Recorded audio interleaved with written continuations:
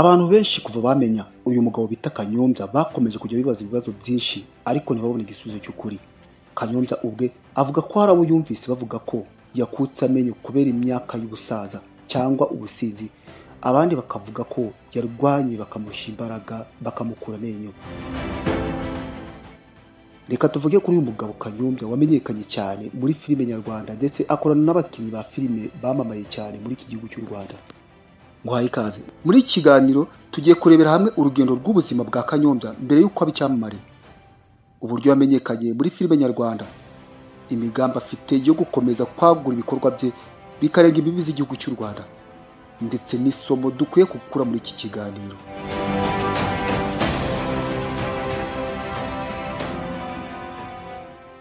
Umunyarwenya akaba n'umukinnyi wa filime uzwi ku izina rya Kanyombya, amazina ye nyakuri ni Kayitankore Dori, wagize izina rikomeye kuva mu myaka 20 ishize.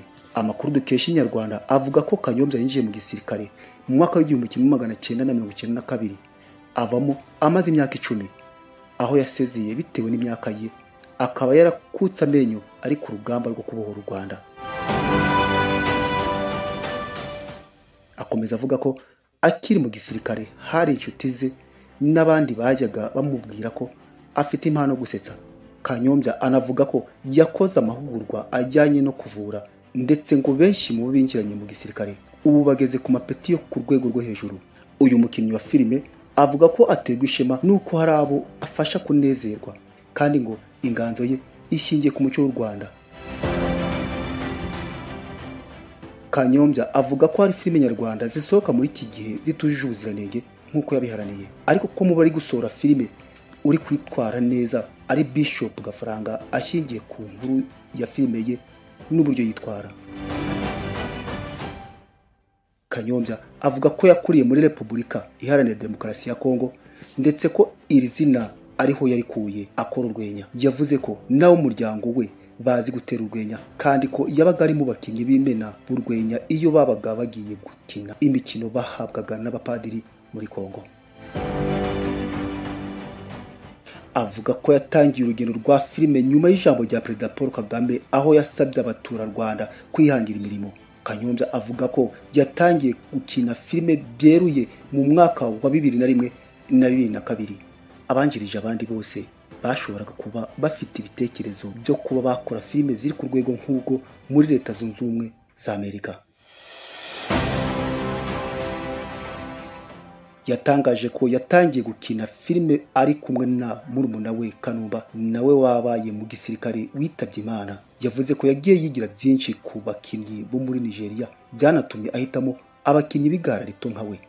Avuga ko icyo gihe yari amaze kuva mu ngabo z'u Rwanda, kandi ko nta mashuri ahagije yari afite yari kumufasha gushaka akazi, bituma atangira gutekereza ku cyo yakora cyamwinjiriza amafaranga.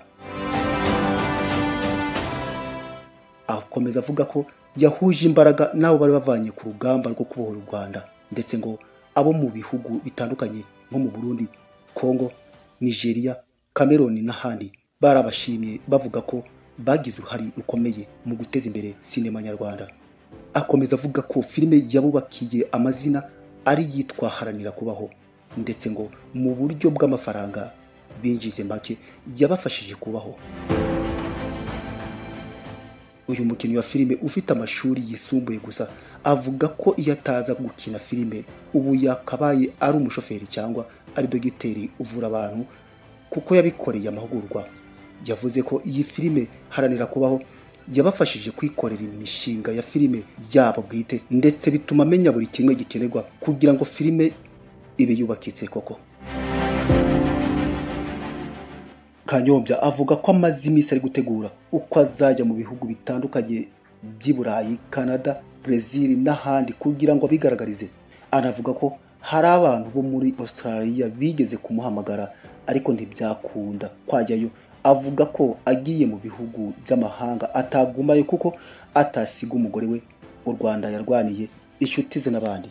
Kanyombya yavuze ko we na Kalisa Ernest Samusure, Nitegeka Graciane Seburikoko n'abandi bafite ubumenyi buhagije ku buryo Minisiteri y'Urubyiruko n'Umuco bagiranye ibiganiro bashobora kugira byinshi bafasha abashaka kwinjira muri uyu mwuga.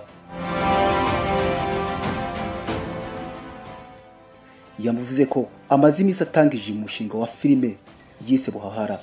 Ni filime yitezeho ko izatanga umusaruro mu kongera kubanisha neza abantu, by'umwihariko kongera kubanisha neza umugabo n'umugore. Izabigisha kugira umubano n'abantu, ingeso nziza, inabigishe kubana mu rugo rwabo. Izigisha abantu muri sosiyete, abacuruzi n'abandi, kureka kugira umururumba uri kumwe n'abacuruzi bagenzi bawe. Ni filime yateguye mu rwego rwo kongera kwiyereka abafana be n'abakunzi ba filime no gushimangira ubudahangarwa bwe mu bakinnyi ba filime bo mu gihe cye n'abakibyiruka. Iyi ni inkuru ya Kanyombya itwigisha ko kwigirira icyizere, gutinyuka, gufatanya n'abandi kwiha intego bishobora kugufasha kugera ku nzozi zawe. Murakoze kudutega amatwi, tuzongere guhura ubutaha nyine nkuru itwigisha kandi twongera icyizere. Nitwa Alphonse Habimana, ndabashimiye.